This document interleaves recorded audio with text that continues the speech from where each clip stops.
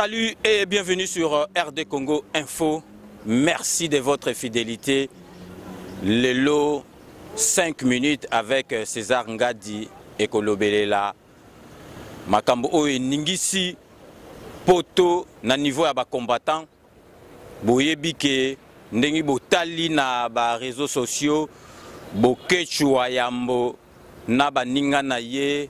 commandant Esso na ba misusu ba witaki na Hollande neti Kroko Aluozi bakutanaki na Mozito oyo azalaki premier ministre ya président Kabila bakutanaki ne na Belgique ba avis ezali partagé ba combattant ebele batomboki misusu batomboki nanu te me bavandini boyebi ke na 5 minutes avec César Ngadi biso to sala jugement te to pesaka point de vue na biso te to pesaka bino ba donner bino nde mutu bozali na ndaku boyebisa biso ndengi bomoni na makambo to pesi bino. Donc 5 minutes avec César Ngadi et Zorabino, plus ou moins 5 minutes. Merci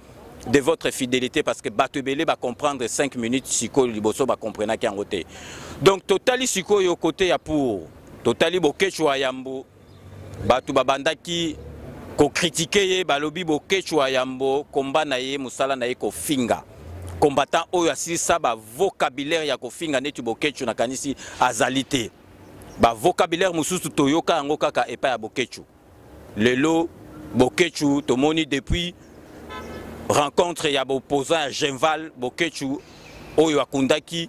na moninga na ye commandant Esso na ba combattant mususu bakundaki papa Tshisekedi bazalaki pembeni na ye bokechu akomi ko changer bokechu alingi asala politique ya kofinga susu te bokechu a changé yango na bomoni ke akutani na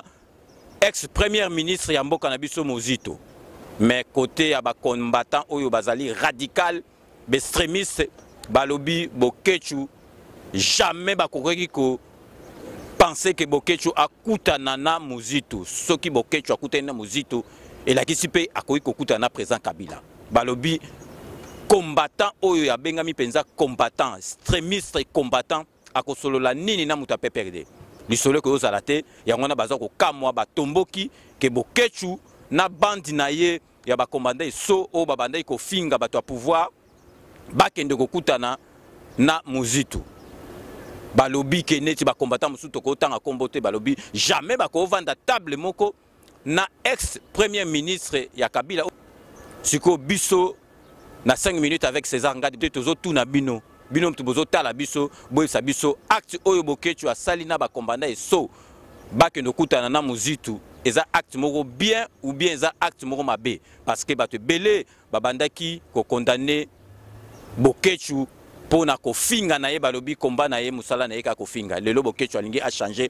asala combat na ndenge mususu asala penza politique ba mususu bazolo bake politique bokechu asala ngona mayele nini mais sikoyo bino nde botala biso boyebisa biso acte bokechu asali parce que ba vrai combattant oyo balobi penza bazongo baza ba combattant ya sokoto balobi jamais ba koki ko vanda na muta PPRD surtout ex premier ministre ya mboka na biso ba vanda place moko et koki ko salama jamais bango balobi bako solola na pouvoir soki kaka ndenge bango baloba soki Kabila a dégagé tant que Kabila a dégagé te ba combattant misusu balobi bako vandaka jamais na bato à pouvoir. Donc Nenka Tolobaka na 5 minutes avec César Ngadi, nous vous laissons le soin d'en tirer vos conclusions et de nous faire parvenir vos commentaires comme vous en avez l'habitude. Donc derrière la caméra et à la réalisation, le grand réalisateur Ali Salah. D'ici là, portez-vous bien et à très bientôt pour un nouveau numéro de 5 minutes avec César Ngadi. Mais n'oubliez pas, tout le monde est d'accord et il en restera ainsi pendant longtemps. Vous revivre en gros.